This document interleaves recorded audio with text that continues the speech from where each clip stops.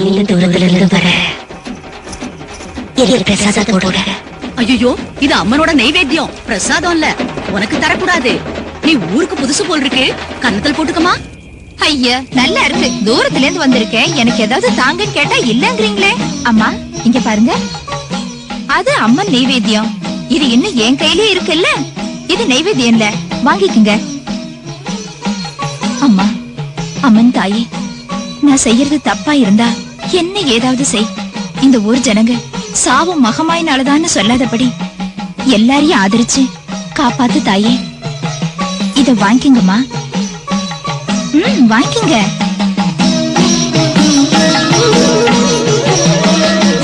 நீ எனக்கு போட்ட இந்த பிடி பிரசாதம் தான் இந்த ஊரை காப்பாத்த போகுது.